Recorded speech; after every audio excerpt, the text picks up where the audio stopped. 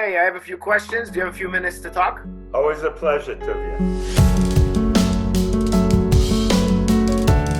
We've been reading in the past few weeks about Yaakov's journey from his home where he grew up to Lavan and then back to Eretz Yisrael. And we read in Parashat Vayishlach how Yaakov says, "Im Lavan Gharti," and Rashi explains, "מצות שמרתי," that even though I lived in a house which was very different, maybe even the exact opposite from the house he grew up in, he still managed to keep his way of life, of keeping all the mitzvahs and keeping his avodat Hashem with him. And there's always the big question of how much does the place we live, how much does the place we put ourselves into affect the life we live, affect the way we are? That's a very, very good question. Let me tell you a story. I made Aliyah with my parents in 1969 on Chanukah. We came back to Israel. I was born in America, but my parents who were married in Israel, my father was born in Jerusalem. They came back after many years of being in America, and it was a whole new experience for me living in Israel. I began to get invitations to be a scholar in residence in different communities around the world, especially in the States. Very often, it turned out to be this time of the year, the season time, where we have our holidays, they have their holidays, and it always did something to me to come back at this time, at the end of December, to come back to the States. After being in Israel for quite a number of years, coming back to America and going into department stores and hearing all the music of the season, the carols and the singing and everything. I remember walking in the store and all of a sudden I found myself humming those songs and singing to myself those songs. And I said to myself, what happened to you? You're living in the holy city of Yerushalayim, Ir HaKodesh. You come back to America, and all of a sudden you start singing all these non-Jewish songs, albeit written by Jews, but all the non-Jewish songs of the season. It brought me back to my youth in Jersey City, New Jersey, where my father was a rabbi of a beautiful shul, but on our block, most of the people were non-Jews. And when it came to this time of the year, after Thanksgiving, the beginning of December, for an entire month, there was music all over the street. Not Jewish music. It was jingle bells and all those kind of songs. And we had next door to us in Jersey City, there were all these songs blaring the whole month. And at the end, the last song for the few Jews on the block was Perry Como singing Kol Nidre. And we all knew that after it was like ecumenicism for the Jews on the block, something for them as well. So Perry Como was singing Kol Nidre, and then we knew right afterward there was a rewind, and it would go back to Jingle Bells and the other songs as well. And you couldn't help, after a month of hearing these songs all the time, not start to sing them and to know all the words of those songs. But I asked myself, I lived in America for so many years, I grew up in America, I moved to Israel, and yet 15 years later, coming back, all these songs come back to me. How did it affect me? Why did it affect me so? And looking at the Parsha, I understood for the first time Yaakov Avinu. Yaakov spends 20 years by Lavan. And in last week's Parsha we read, as you said, Im Lavan Gharti, Shemarti. Yaakov is asking himself the same question that I asked. I lived with Lavan for 20 years. Am I the same Yaakov, the same Jacob, as I was when I came to Lavan, when I left my father's house, when I studied in the yeshiva? And he says, I daven every day. I learned the Daf Yomi every day. No. When I left my father's house, what were my dreams? My dreams were angels going up and down the ladder. Malachim, angels. And now, years later, after spending 20 years by Lavan, what are my dreams? My dreams are behemoths, speckled, spotted, brownish animals.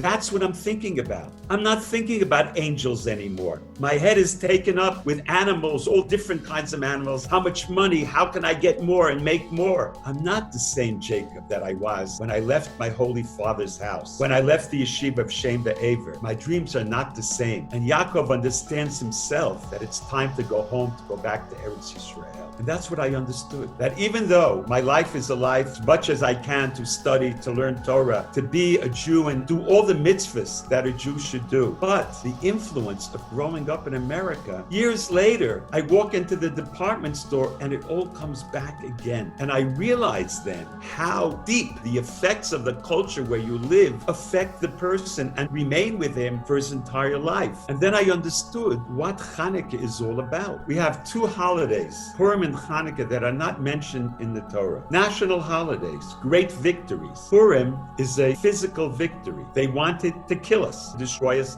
physically, and we won. And that's why on Purim we have a Seudah, and we drink, and we eat. It's a physical victory. Chanukah is not only a physical victory, a victory over the Avanim who wanted to destroy us. They were much cleverer. They said, no, we don't want to kill you. We just want you to become like us. We just want you to embrace our culture. Understanding that if the Jews embraced their culture, they would destroy all of the Jews much easier than trying to destroy them physically. Rabbi Louis Rabinowitz, who was called the chief rabbi of South Africa, made Aliyah, and he was the rabbi of the shul that today I am the rabbi of the shul, Achdus Yisrael in Jerusalem. He gave a drasha, and he said he found somewhere, and I don't have it in front of me, that there was a meeting between the emperor of Austria and the Tsar of Russia, and they were talking about how can they get rid of the Jews. The Tsar said, we're going to kill them out, and the emperor of Austria said, no, why should we kill them? I have a better plan. Let's raise them all up to a level of nobility, and then you'll see how they themselves will destroy themselves. In fact, years later, they found that Austria was much more successful than Russia, because once the Jews were raised to a level of nobility, they started to feel very Austrian. They began to intermarry, and as a result, many more Jews were lost to the Jewish people than those that were killed by Russia, by the Tsar. And that has been the history of the Jewish people throughout. I told once, I think when we spoke, the fable that I always used to like to tell about Jewish identity, of the wind and the sun, who was stronger. And they said, you see that man traveling? The wind said, I can take the coat off his back. And the sun said, no, I can. Let's see who can win. And it started big winds and winds. And the traveler who was walking on the way, every time the winds got stronger, he closed another button. Buildings toppled. Nothing could take that coat off the back of that traveler. And then the sun said, let me see what I can do. And the sun came out, it started to get warm. And the traveler opened up the first button and the second button. And it got very hot in the third button until he himself removed his jacket. And I always said, that's Jewish identity.